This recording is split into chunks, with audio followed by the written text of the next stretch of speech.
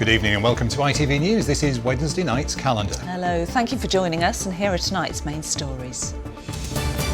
Despite his family's calls for extra safety measures, a coroner concludes the death of a 1-year-old toddler who fell from the window of a 7th floor flat in Leeds was accidental. It was a very simple ask. It wouldn't have taken more than 5 minutes to put in place, and it could have prevented a death. Care home workers in South Yorkshire watch as Boris Johnson apologises but defends the response to the COVID pandemic.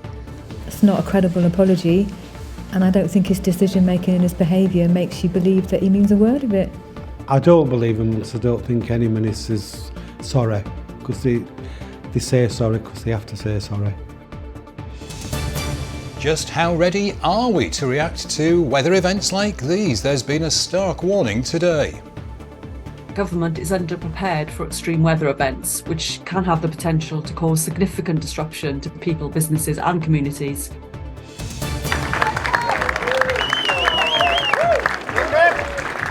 Kevin Sinfield creeps closer to completing his toughest challenge yet. We've been with him at today's finish line.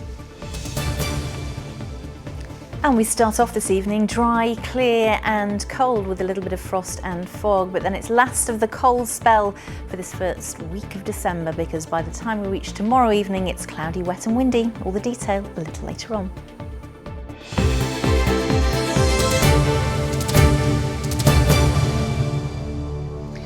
Good evening. First tonight, there can be few tragedies as haunting as the loss of a child at a young age. But perhaps none of us can imagine the horror of a mother who looked out of her high-rise window in Leeds only to see her little boy lying motionless on the ground, 7 floors below.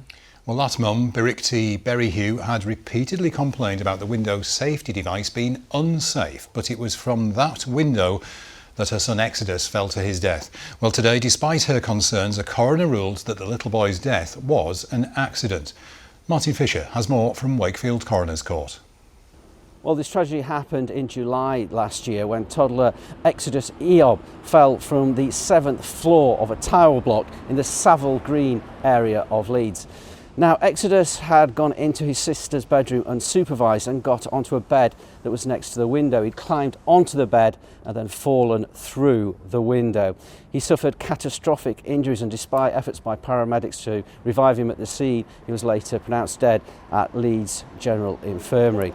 Now, the crux of this matter has centred upon safety measures that were attached to that window, a locking mechanism and a restrictor mechanism. Now, the court here that both of those were disengaged, allowing the window to be pushed open. His family have said, though, a third mechanism should have been in place, a chain mechanism that was in fact in place on one of their neighbours' properties. Quite frustrated because we asked for the same thing and he was our neighbour, so if they could have done it for him, they could have done it for us as well. It was a very simple ask. It wouldn't have taken more than 5 minutes to put in place, and it could have prevented a death. The inquest heard both the window's locking mechanism and the restrictor mechanism were in working order. But Exodus's family said they had raised concerns about the safety of the windows with council officials. I remember my mum taking me after school to the council, asking them to make it more safer, to add restrictors or anything. The coroner here, Kevin McLaughlin, recorded that Exodus's death was accidental, and he pointed to the need for people not to tamper with safety mechanisms on windows, particularly the restrictors. He said, "One painful lesson is that window restrictors are there for a purpose, to keep people safe, and should be respected. To override restrictors is to court risk unnecessarily." The coroner also decided against issuing a prevention of future deaths order and said there should be more education around the potential dangers. It's a huge blow and it's very frustrating actually, but not only just for the family, for the wider public in general really. We've got here a foreseeable risk, as highlighted by the coroner, and it's something so simple that can be installed to prevent those future deaths. A spokesperson for Leeds City Council said, "We note the coroner's comments on the importance of education and awareness with regard to window safety, and to this end we will continue our ongoing work to communicate the correct advice to all residents in our high-rise buildings." His family maintain Exodus's tragedy was preventable. They hope his death will now act as a warning to others. Martin Fisher, ITV News. Well, next, the former Prime Minister has been giving evidence to the COVID inquiry. Boris Johnson said he should have twigged the seriousness of the virus sooner than he did, but he's defended not chairing 5 Cobra meetings in early 2020. He said inevitably they'd got things wrong, but they were doing their best at the time. Well, Adam Fowler has been following the inquiry and he joins us now in the studio. There have been lots of people waiting to see the former Prime Minister, haven't there, appearing in this? That's right. Well, the COVID inquiry began its work in spring last year, and in recent weeks we've heard from the likes of Dominic Cummings and Matt Hancock and various medical and scientific advisors, but of course a lot of people waiting for the former Prime Minister to give his evidence, not least some of the bereaved families who he managed to avoid this morning by turning up 3 hours early. He began by apologising to those who lost loved ones in the pandemic, although he was interrupted by a protester. Can I just say how glad I am to be at this inquiry, and how sorry I am for the pain and the loss and the suffering sit down. of please stop. COVID victims. Please sit down. Please sit down, or I'm afraid you'll have to leave the hearing room. I'm sorry, if you don't sit down, I'm going to ask the ushers to get you to leave. So what's been the reaction then from many of the people listening to what Boris Johnson had to say today? Well, we've been to Cotley Residential Home in Sheffield and spoken to 2 people there, one of whom describes himself as a Boris Johnson supporter and another who most definitely doesn't. We asked them what they made of the apology. I don't believe it. It's not a credible apology, and I don't think his decision-making and his behaviour makes you believe that he means a word of it. I don't believe him because I don't think any minister is sorry, because they say sorry because they have to say sorry. But I don't think they know what everybody went through. So Adam, what else has been said about how the pandemic was handled? Well, we've heard a lot in recent weeks about how Johnson's government handled the pandemic, and today Sir Keith put a message to Johnson that was sent by Simon Case, the then head of Downing Street, from July 2020, that said, "I've never seen a bunch of people less well equipped to run a country." Here was Boris Johnson's reaction to that.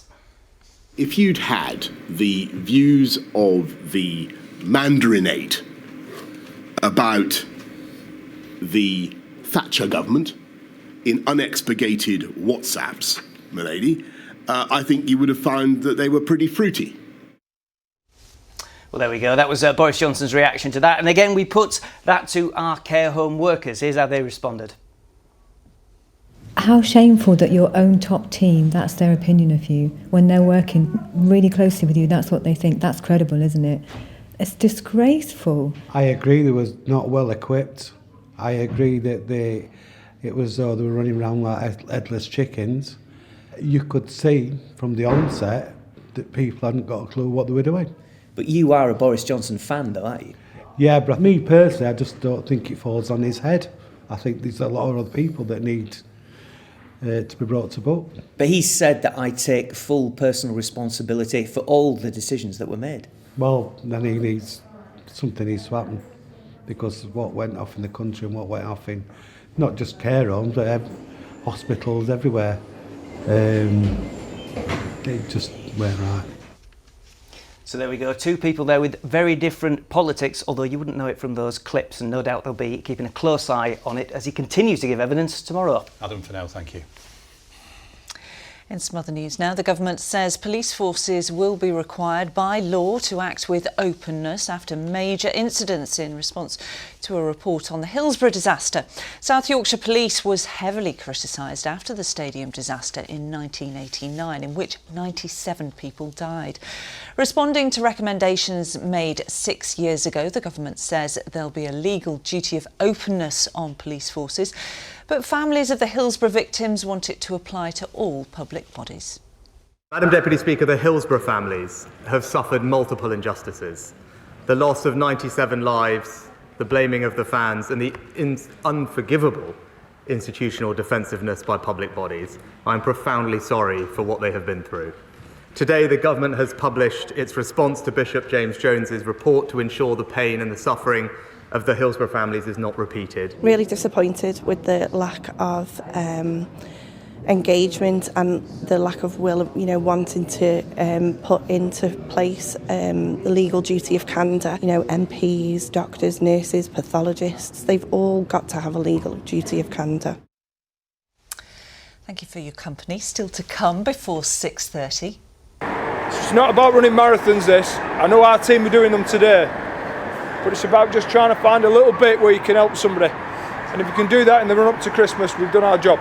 Absolutely. At 6 down, 1 to go for Kevin Sinfield with the latest from his biggest challenge yet.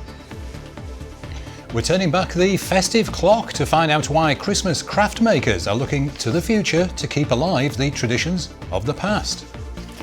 And I think some of us are going to miss those chilly but frosty and clear morning walks across the region that we've had over the past week or so. At least we won't be scraping the car windscreens. The 3 W's return: warmer, wetter, windier. All the detail a little later on. Thank you, Kerry. Well, next tonight, just weeks after hundreds of homes in our region were left deluged during Storm Babette, a new report says that we aren't properly prepared for climate disasters, including droughts and floods. Well, those behind the study say ministers need to step up preparation to limit the impact on people, businesses and communities. Well, our reporter Matt Price is in Mexborough by the River Dearne, one river that flooded earlier this year. So what's been said today, Matt?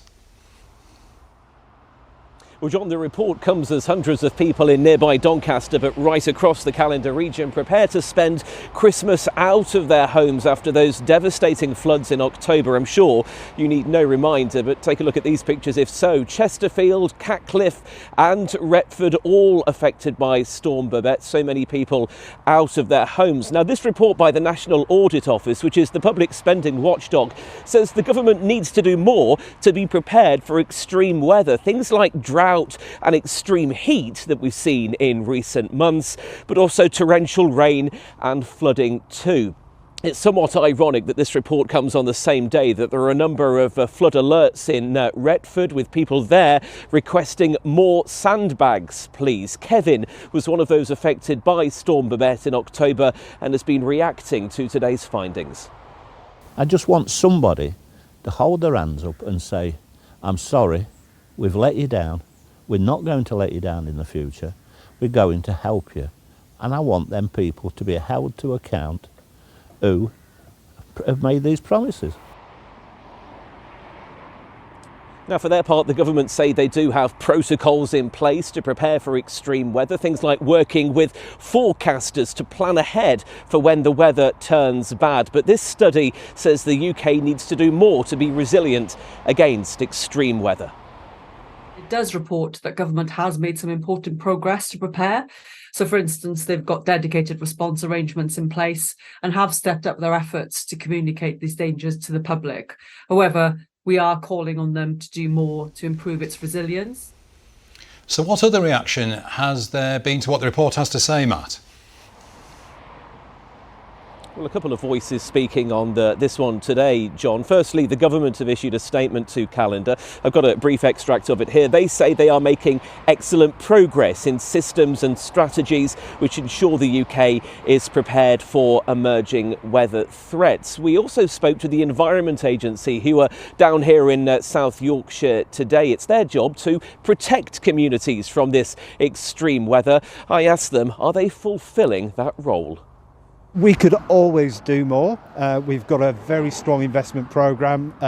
So for Yorkshire, that's £600 million, but across the country, that's £5.2 billion worth of investment to better protect nearly 200,000 properties. So a report which says what a lot of people will already know. There's a call for more support, more planning. In Retford, more sandbags, please, to ensure hundreds of homeowners don't suffer the heartache that they did earlier this year. Matt Price there in Mexborough. We don't like it wet and we don't like it cold. There are many people who don't look forward to the weather turning colder. But for some of the oldest members of our communities, it can be a really, really worrying time, trying to keep colds and the flu at bay. I've got to say, everybody in the office is sniffling at the moment. Well, researchers in our region say even people in their 50s have genuine concerns about the wintry conditions, and it's not just illness that's a concern, but also an increase in things like isolation and loneliness. But you know, there are organisations doing things to help right here in the Calendar region, as James Webster has been finding out. Lean in a nice straight line to your right and then come back up to the middle and sit really tall. This exercise class isn't just about staying fit. It's also a way to keep warm, something Sally appreciates more than ever, living alone after the death of her husband. I'm obviously concerned, like many other people, about the cost of the heat. At night, when I sit down and watch TV and so on, then I usually sort of get changed, so I'm in a warm dressing gown and I sit and I have a blanket over my knees. She's a regular at these sessions organised by Age UK to combat the effects of winter. New research by the charity shows in Yorkshire and Northern Lincolnshire, 56% of over 50s are worried about very cold weather, with the most recent data showing an extra 1,000 people die here in the winter compared to the rest of the year. There are a lot of viruses flying about, including the flu. And as well as that, those colder temperatures can affect certain chronic conditions like asthma, bronchitis, circulatory problems. And sadly, it's the older people in the population that are more at risk.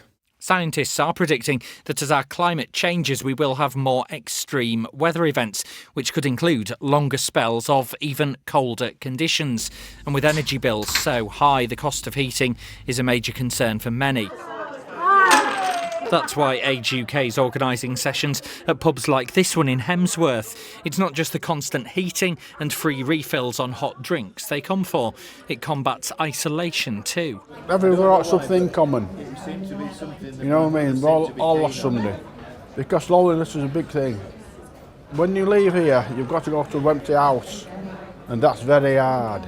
I must admit I try to get out every day, but it's purely and simply for the company and doing a bit of exercise. They actually listen to what your problems are and help you to come up with a solution. So for me, you can't have better than that, can you? It's a way of providing support at places that older people already visit without needing to make a special trip somewhere else. That's our whole intention, is to go where people are.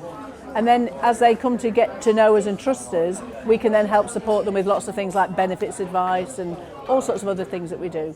Different branches of the charity organise different events, but all with the aim of offering support to those who most need it. It's bringing people together, and that's the key thing, of just getting people to make new connections, make new friends, get out and get some fresh air and exercise, and just have a reason for, you know, today's Tuesday, that's great, I know where I'm going today.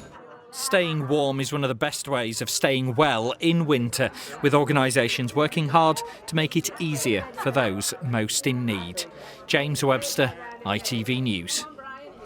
Yeah, and you know, especially at this time of year, I think it's always good to check on your neighbours, isn't it? Have a natter, if nothing else. Yeah. Just have a chat. Over a brew, if you can. Put the tea sails up. That's it. Right, let's turn to some sport now. And Bradford City are into the last 16 of the EFL Trophy after an emphatic win at Valley Parade last night.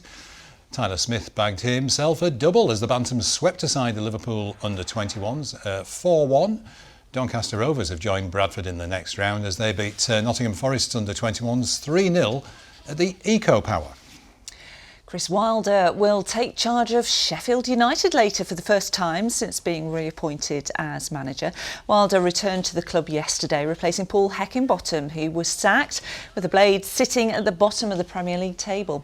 United will take on Liverpool at a packed-out Bramall Lane this evening. It's not a great situation, everybody knows that. It is the best league in the world, everybody knows that, and we're playing Liverpool first game up, so thanks very much for the fixture list. But listen, 30,000 odd in Bramall Lane on a Wednesday night under the lights against arguably one of the best teams in Europe is a tough start, but one that we can go and attack and have a right go, and I think that's going to be the attitude for me and the players. Now then, John, how would you feel at the end of a marathon? Would you feel like doing another? You know, the thing we were just talking about before, I'll be having a chat and a cup of tea, I think. Yeah. Oh, right, Yeah. OK. Well, just think about how Kevin Sinfield feels, you know, because he's been doing, well, he's on day 6, isn't he, of 7 back-to-back marathons. It's extraordinary, isn't it? You may remember Kevin set off on his epic challenge from Headingley, raising money, of course, for research into motor neurone disease, a disease which has affected his former teammate Rob Burrow. Yes, and today, after running all over the country, Kevin pounded through the streets of Brighton and Hove. And just like in Leeds, when he set off, he was cheered on by an army of supporters. Malcolm Shaw has the story. For someone who's run 135 miles already this week, Kevin Sinfield was looking in fine form as he emerged into the Amex Stadium this morning. We come to Brighton, we get the sunshine and blue sky, so we're really happy to be here. We'll give it our best shot. You know what we're doing here. We're representing a beautiful community. We're trying to raise some awareness and some funds to try and find a cure. But we're also trying to change how people feel. People feel about the MND community and how people feel about each other. It's the 4th fundraiser he's embarked on since his former Leeds Rhinos teammate Rob Burrow developed MND in 2019. As we know, MND is a devastating disease. It really is. And I think Kev's challenge gives people hope. It gives people that light at the end of that tunnel, that hope that there is a cure coming, and we just need to keep MND in the minds of everybody. We need to keep banging that drum. We need to keep funding it so that ultimately one day we'll get a cure. Ultramarathons add an extra mile to the standard distance to signify the lengths people can go to help friends and family. On each stage, Kevin has been joined by other runners, and today was no exception. I've done a couple of marathons so far this year and training for London Marathon in April, so I've just been keeping the mileage ticking along as I go. So I'm sure the legs will be tired at the end, but I can't complain because these men will definitely have a lot more miles in the tank than me. The final destination today was Brighton College. The school lost chemistry teacher Pete Bellinger to MND last year.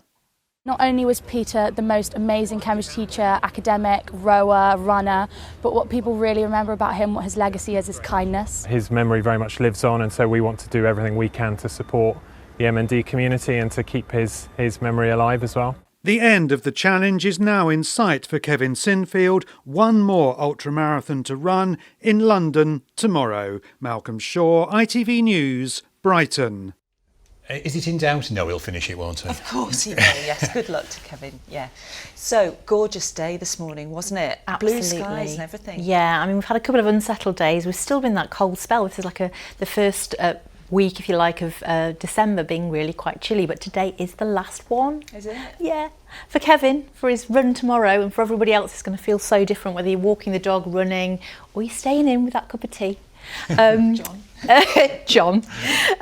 Beautiful shot this morning. This is near Wakefield. A big thank you to Donna Johnson. Frosty on the grass there. You can just start to see those signs of winter and that autumn colour going, but plenty of blue sky. A little bit steamy on the fence first thing this morning for Bill Milnthorpe, as the sun just about shone and provided enough warmth for a little bit of evaporation for a short amount of time. But this was absolutely gorgeous. Clumber Park in North Nottinghamshire. Steve Bradley sent this in. And of course, we've been talking about North Nottinghamshire earlier on today. It looked like this morning. It will probably feel like this evening, but it's all change over the next 24 hours or so. So these were our clear skies today, but you can see this cloud mass, a number of low pressure systems now starting to develop in the Atlantic, and they're going to swing towards us. It's not really this first one that's coming tonight. It might bring a little bit of snow cover initially first over the tops, but it's this second system that's going to come in later tomorrow. And we do have a weather warning out. It's just a yellow one, just to be aware that there could be an excess of 20 mils for North East Derbyshire and North Nottinghamshire as we head through into tomorrow evening. So thoroughly wet, all change, so it's not your woolies, it's your waterproofs tomorrow. Mixed bag, isn't it, for us? Thanks, Kerry. Sorry.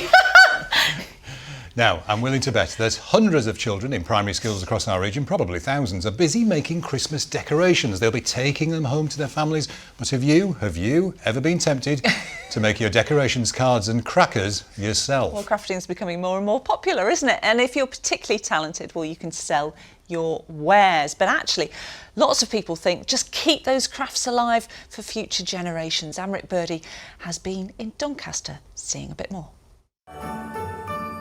'Tis the season to be jolly, and 'tis also the season to be crafty, if you're like Gavin Toyne from Doncaster.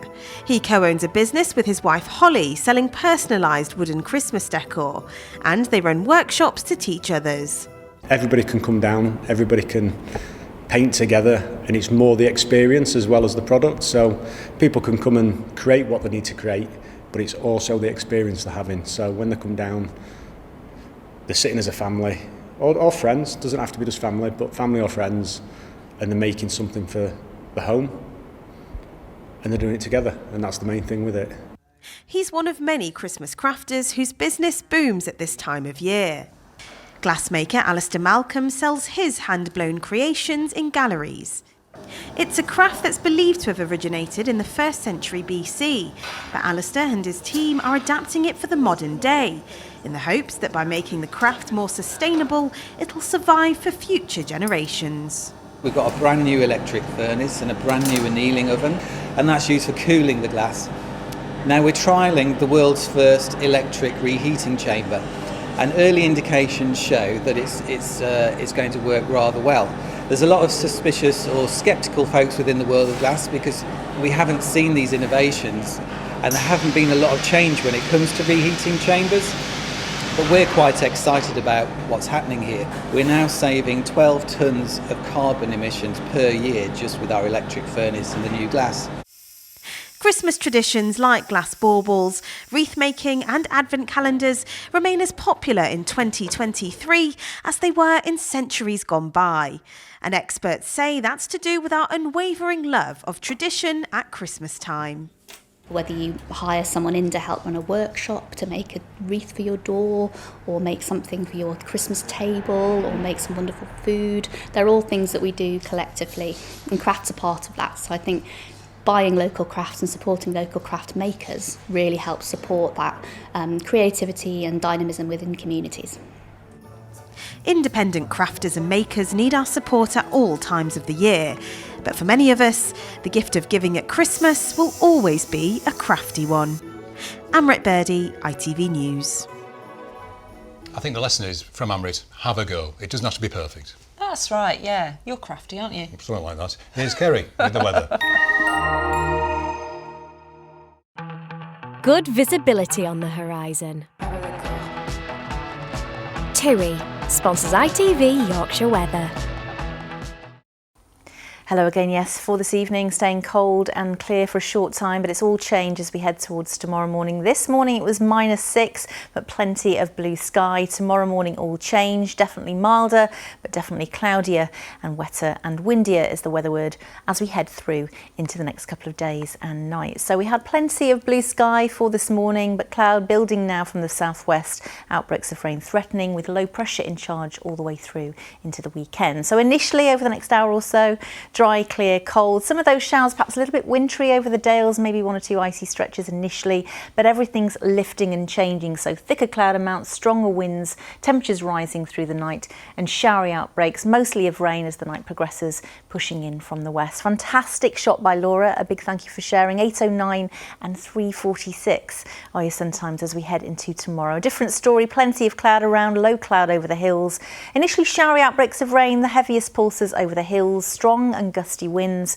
As we head into the afternoon and evening though, it really starts to become developed and organised from the west. So some outbreaks of heavy rain and persistent rain pushing through all parts by the evening. Gusts in excess of 40 miles an hour for the coasts and the hills, but temperatures a very different story, more like average 6 or 7 Celsius. So thoroughly unsettled for Thursday evening. As we head Friday into the weekend, low pressure still in charge, spiralling in wet and windy spells. So Friday initially may be dry and clear, but by lunchtime cloudy and wet and windy. And again, Saturday night into Sunday, probably the best of the weather, but either side staying very unsettled and definitely on the mild side. TUI sponsors ITV Yorkshire Weather. There you go, big change for sure. Not exactly warmer, but warmer air. It will feel very different over the next few days. Thank you for nothing, Kerry. That's it from us. Mary Nightingale's next with the national and international news. Thanks for watching. We'll see you again tomorrow. Bye-bye. Bye-bye. Bye.